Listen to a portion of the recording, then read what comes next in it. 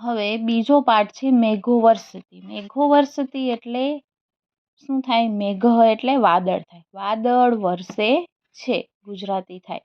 હવે હું એકવાર ફટાફટ ગાયન કરું છું, બરાબર? રાગમાં આપણે કઈ રીતે ગાવાનું છે એ રીતે, એ જ રીતે તમે બધા ગાજો, ફટાફટ આવડી જશે. અને તમે છે ને, હું તમને આનું ગુજરાતી કહું એના પછી થોડીક એક્શન સાથે ટ્રાય કરજો, મજા આવશે. ચાલો.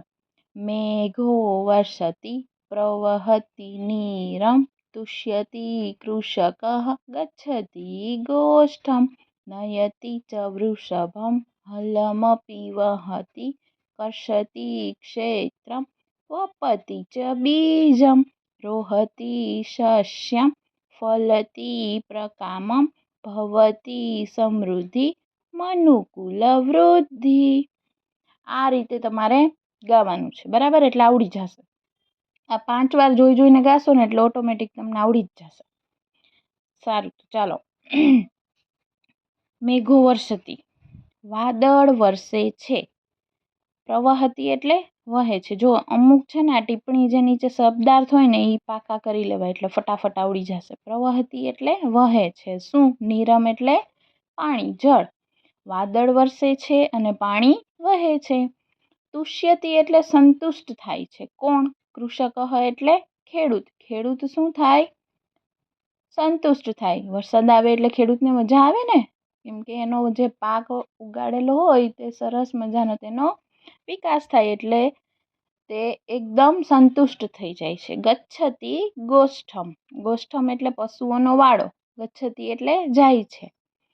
પશુઓનો વાડો, બરાબર? તે પશુના વાડામાં જાય છે. નયતિ એટલે લઈ જાય છે. કોને? જો વાડામાં જાય છે એટલે ચ એટલે શું થશે? અને વૃષભમ એટલે બળદને. અને તે ખેડૂત બળદને લઈ જાય છે.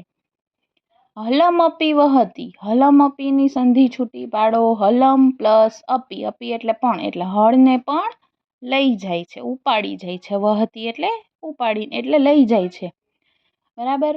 કર્ષતિ ક્ષેત્રમ. કર્ષતિ એટલે ખેડે છે. કોને? ક્ષેત્રમ એટલે ખેતરને. ખેતર ખેડે છે. વપતિ ચ બીજમ. ચ એટલે અને. બીજ એટલે બીજ. વપતિ એટલે વાવે છે. શું થશે? ખેતર ખેડે છે અને બીજ વાવે છે. રોહતી એટલે ઉગે છે. સસ્યમ એટલે ધાન્ય. ધાન્ય છે એ ઉગે છે. ફલતી પ્રકામમ. ફલતી એટલે પુષ્કળ પ્રમાણમાં પાકે છે, બરાબર? શું? ફલતી પ્રકામમ એટલે શું પાકે છે? જે અનાજ ઉગાડેલું હોય છે તે અનાજ પુષ્કળ પ્રમાણમાં ઉગે છે, પાકે છે, બરાબર? ભવતી સમૃદ્ધિ એટલે કોની સમૃદ્ધિ થઈ છે આમાં? ઘણી બધી, બધાની. મનુકુલ વૃદ્ધિ એટલે મનુષ્યની પણ વૃદ્ધિ થાય છે. અહીંયા આપણને ટૂંકમાં જ્યારે વરસાદ આવે ત્યારે ખેડૂતની સ્થિતિ શું હોય એ અહીંયા આપણને દર્શાવેલું છે. અને એનાથી જ આપણા માણસની જે વૃદ્ધિ થાય છે, વિકાસ થાય છે, એ અનાજના લીધે જ થાય છે. એટલે અહીંયા કીધું છે મનુકુલ વૃદ્ધિ. અને તેથી જ ભવતી સમૃદ્ધિ, સમૃદ્ધિ પણ થાય છે.